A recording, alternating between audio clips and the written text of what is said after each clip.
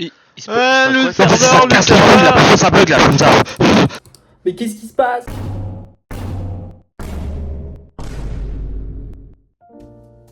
Si vous touchez un peu au DevOps, vous savez ce que c'est l'observabilité, vous avez forcément déjà entendu parler de Grafana. Mais quand on parle de Grafana, on parle jamais que de Grafana, on parle aussi de Prometheus, Loki, Promptail. Concrètement, c'est quoi tous ces trucs-là? Et ben dans cette vidéo, je vous explique tout.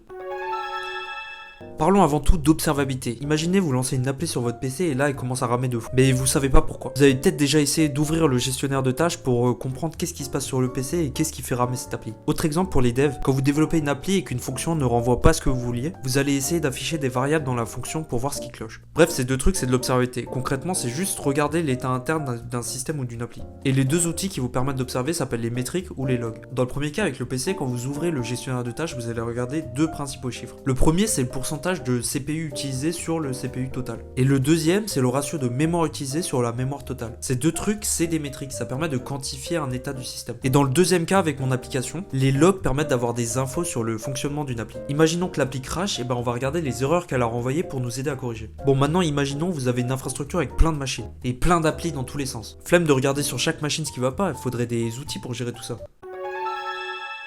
Grafana, c'est une interface qui permet de visualiser vos logs et vos métriques un peu comme vous voulez, en mettant notamment à disposition un système de query. Grafana propose également une autre fonctionnalité qui est très utile qui s'appelle les dashboards. Permettent de créer des pages avec vos queries que vous pouvez placer comme vous voulez. Bon, c'est beau Grafana, mais comment il récupère les logs? On va pas les rentrer à la main. Non, en fait, on va utiliser Loki. En fait, son rôle va être de prendre tous les logs qu'on lui donne à partir d'agents. Je vous présenterai l'agent Promptail juste après, mais concrètement, ça va être des services qui tournent sur toutes vos machines et qui va renvoyer les logs vers Loki. Loki va ensuite indexer tous les logs pour les rendre plus facilement lisibles pour lui. Au lieu de stocker tous les logs en texte dur, il va indexer des labels et grouper les logs dans ce qu'on appelle des flux. Loki va également s'occuper de traiter les requêtes en logQL qu'on fait depuis Grafana, dans l'onglet Explore par exemple. Promptail, c'est un agent qu'on peut installer sur une machine pour envoyer les logs vers Loki. Imaginons que j'ai une appli qui s'appelle Test App et qui stocke tous les logs dans un certain fichier. Je vais tout simplement configurer Promptail pour lui dire de prendre ce fichier et de l'envoyer à Loki.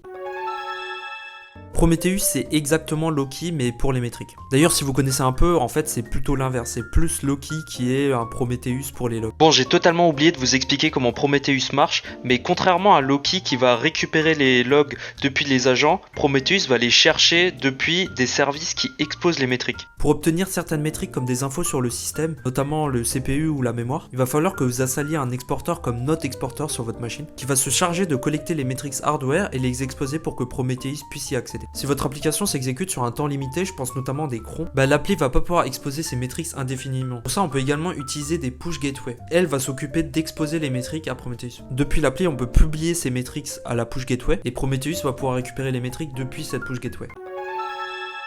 Bon, maintenant on va passer à une petite démonstration de Grafana. Donc j'ai déployé Grafana sur un cluster Kubernetes. Donc voici les pods qui tournent sur ce cluster. On peut déjà voir que j'ai un Prometheus. J'ai également déployé un Node Exporter. Ça permet tout simplement d'avoir les métriques sur la machine. Un KubeState Metrics qui permet de remonter toutes les métriques liées au cluster. On a également du coup le Grafana. Promptail pour remonter les logs depuis la machine. Et tout simplement Loki qui va permettre, comme je l'ai dit, d'indexer tous ces logs. Alert Manager, j'en ai pas forcément parlé, mais en fait ça permet tout simplement d'envoyer des alertes, par exemple sur Slack ou par mail, dès qu'une métrique atteint une certaine valeur par exemple. Et le dernier pod, c'est un BusyBox Logger. Donc ça va tout simplement être un pod qui va juste lancer la commande, cette commande, et cette commande va tout simplement afficher ce texte toutes les secondes. Donc ça va permettre d'un peu débugger, faire une démonstration des logs sur Grafana. Et donc, on peut tout de suite aller sur Grafana.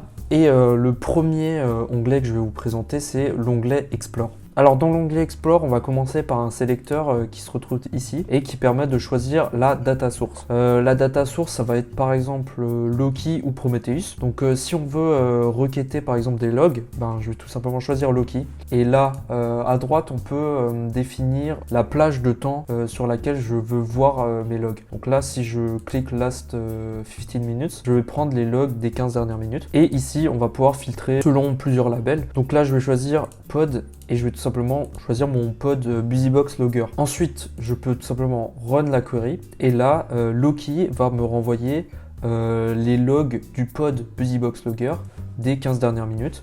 Et on les voit tout simplement affichés ici. Donc on peut voir que, du coup que toutes les secondes, ça va m'afficher le temps et le petit texte test log for Loki que j'avais défini ici. Si on clique sur un des logs, on peut voir du coup tous les labels que je vous avais parlé que Loki indexe. Il va par exemple afficher dans quel fichier il a trouvé le log. Donc là on peut voir c'est dans var log pod busybox logger machin et voilà donc dans le 0.log. Une autre option dans l'explore, c'est on peut tout simplement effectuer des opérations sur les logs. Donc là par exemple je peux cliquer une opération line filters et line contains, donc ça va permettre de chercher tous les logs qui contiennent ce texte. Donc là par exemple j'ai cherché 2.34 et si je lance ma query, donc il va me renvoyer tous les logs où il trouve un 2.34 dans le log. Par exemple l'opération rate va tout simplement afficher le nombre de fois qu'il trouve ce log sur une plage de temps. Là on peut voir que ici, il y a eu beaucoup plus de logs. C'est tout simplement parce qu'il était 18h34, donc toutes les secondes, il y avait un log où il y avait un 2.34. Alors que ici, en fait, il affiche qu'une fois toute la minute. Bon, je vais pas trop m'attarder sur Loki, maintenant je vais passer à Prometheus. Pour Prometheus, c'est un peu le même concept, sauf que cette fois-ci, on va pouvoir chercher parmi les métriques. Donc je vais commencer tout simplement par chercher la métrique container CPU usage seconde total. Par exemple, cette métrique va permettre d'obtenir le temps total de CPU utilisé donc en secondes. Et là je vais filtrer sur le pod du busybox logger afin d'avoir du coup le temps de CPU utilisé par ce pod. On va chercher sur les 15 dernières minutes et voilà. Donc déjà premier truc que vous pourriez remarquer, c'est que ça augmente en fonction du temps. C'est tout simplement parce que au fur et à mesure du temps, il va utiliser plus de périodes CPU et donc ça va juste continuer d'augmenter. Une autre métrique qu'on peut peut-être regarder, c'est kubepod container info. Celle-là, elle nous est remontée par le kube state metrics justement. Et là, en fait, cette métrique va être plus pour obtenir des labels. Imaginons que mon pod a été coupé, ça va tout simplement passer à 0. C'est une manière d'utiliser cette métrique par exemple. Voilà par exemple également la métrique container memory usage bytes. Donc là elle va nous montrer la mémoire utilisée en fonction du temps. On peut voir qu'à par exemple 18h39, voilà, il a utilisé 4 millions de bytes. Donc ça représente 4 mégabytes, si je dis pas de la merde. Et voilà, donc là c'était tout pour ce qui est de l'onglet Explore. Je vais passer tout de suite à l'onglet Dashboard. Donc j'ai préparé un petit dashboard, il est où Kubernetes Pod Overview. Ce dashboard, je ne l'ai pas fait moi-même, je l'ai récupéré sur internet. En fait, si vous tapez, je sais pas, là j'ai tapé Pod Dashboard Grafana par exemple, vous pourrez retrouver sur le site de Grafana des dashboards qui vous proposent.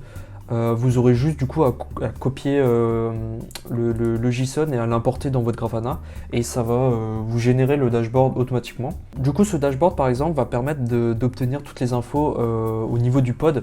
Là j'ai trié du coup dans le namespace default le pod, mon pod pour tester donc le busybox logger et je peux tout de suite voir plusieurs infos, notamment au niveau du CPU, que ça va être le CPU utilisé. Donc si on clique sur Edit, on va pouvoir voir la requête qu'il a fait pour pouvoir obtenir cette info. Et du coup il a utilisé la métrique que je vous ai dit, donc le container CPU usage seconde total, donc le temps total de CPU utilisé. Et on peut voir qu'il a exécuté la fonction rate dessus.